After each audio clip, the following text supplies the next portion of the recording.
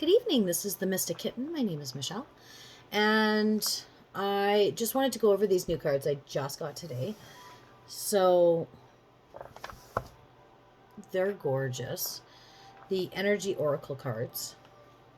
As you guys know, I have a card addiction. And I have quite a few tarot cards, don't get me wrong.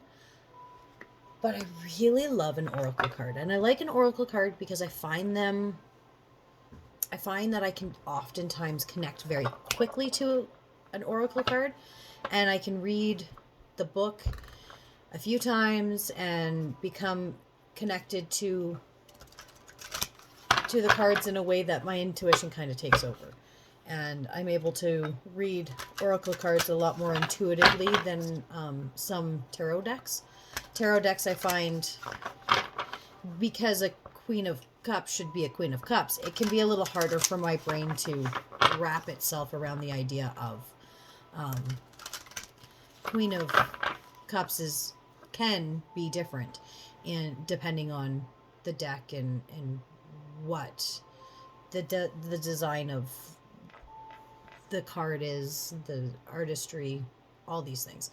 And there's also an intent with the writer of the cards as well, right? So there are some that are meant to be darker. There are some that are meant to be lighter. There are some that are meant to be more almost ethereal, and they are all more on a spiritual level than they are on like a physical realm level. So I have been very much gravitating to the oracle decks a little bit more lately because I have quite a few tarot decks that I have to start connecting with.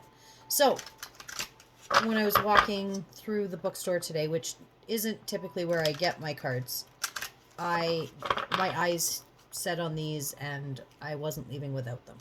So first of all, let's just look at a couple of my favorite cards in this deck. Patience is absolutely stunning.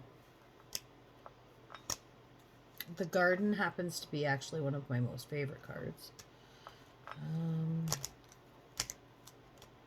The Goddess of the Moon.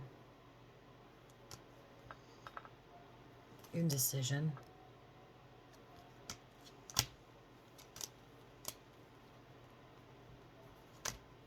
Action.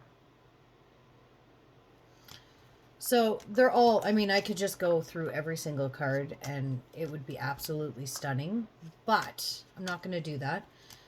I am going to do a reading tonight for each of the zodiac signs. It's going to be a quick series, and I have named it, where is it? Quick Empowerment Read. And so this is going to be an empowerment read on the situation, the relationship you're in right now. Now, please keep in mind, and I'm not going to put this disclaimer on every single one of the videos, I don't think, because I'm putting it here, and my hope is that you watch this first just to kind of get an idea of what the deck is and what the read's going to be about. So I'm going to pull tarot cards. I'm going to pull an oracle card for each side. I'm going to go through where you're at in this relationship, and then I'm going to go where they're at in this relationship. I'm going to have oracle cards depicting what their vibration is, what they're bringing to the table. And then at the end, I'm going to finish it up with one couple, I don't know, we'll see what comes out. Kind of making this spread up on the fly. I'm thinking that this is going to be a regular spread I'm going to do. This will be like a monthly reading that I'm going to do. And the reason I think I'm going to turn this into a monthly reading is because I don't touch on love too much, but this could very well develop into like a monthly love read for each of the zodiac signs as I become more familiar with the love tarot decks that I have. I can start incorporating those instead of regular tarot, and we can turn it into a proper love read. But for right now, we're just going to call it a relationship empowerment read. All right. So that is where we're at. New deck. Super excited to start this series. Super excited to see where it goes, and super excited to start doing them every month and like evolving them over the month or over the months and the year, and to see. It'll be exciting to see January's, and then, you know, in December look back on January's and be like, shit, that's come a long way. Or be like, wow, they're exactly the same. Right? We'll see. We'll see what works. We'll see what feels right. I am trying to figure out a schedule, and I'm trying to figure out what works with you guys, how I best pull energy with you guys, stuff like that, and how I can fit them in, as well as my personal readings and my life and my dog and my kids and all the things. Update on the dog. Dog's not nearly as crazy anymore. Crazy thing, apparently you can't train a cane the way you train a Rottie. Who would have thought? So what I did was I called in a behavioralist that specializes in cane Carusos and pit bulls, ironically.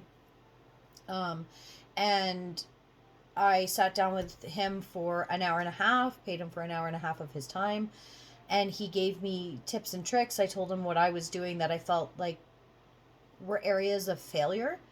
And I'm telling you, in 1 week's time, my dog is completely different. He's not even the same dog anymore. I've got him sitting.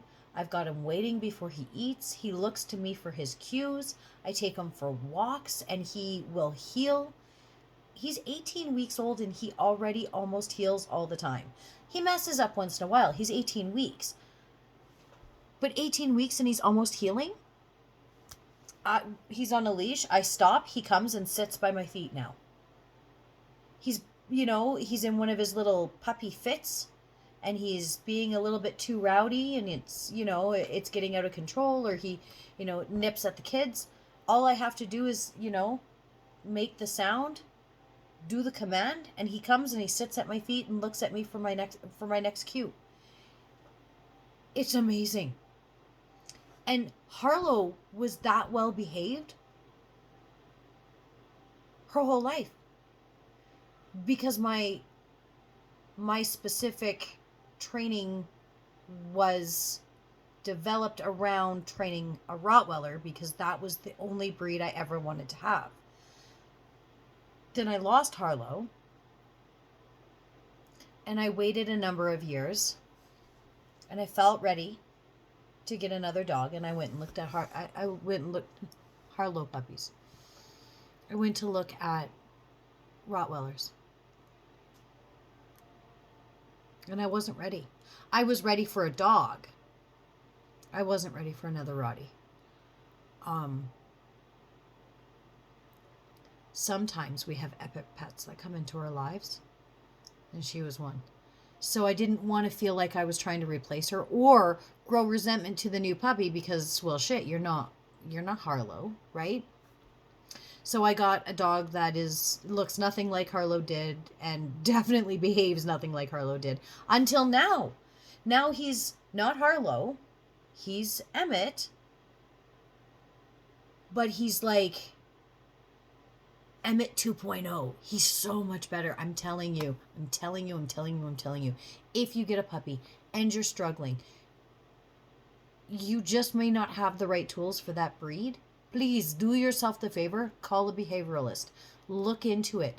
There are some amazing behavioralists that do YouTube videos. That's where I found the specific behavioralist that I talk to. He's in the UK, and we did a Zoom. What is this, 1999? We did a Zoom meeting, and we talked, and he had a coffee, I had a coffee, and we talked over Zoom, and it was great. So please don't hesitate if you're struggling with your dog training. And it doesn't matter how old the dog is. you can always train a dog. Please do yourself the favor, because I'm telling you, I loved him before. Now I adore him. I can't imagine my life without him now. So, with that being said, I'm going to get to the tarot card readings, because that's enough about me. I just talked for 30 minutes in the last video. All right, guys. See you soon. Blessed be.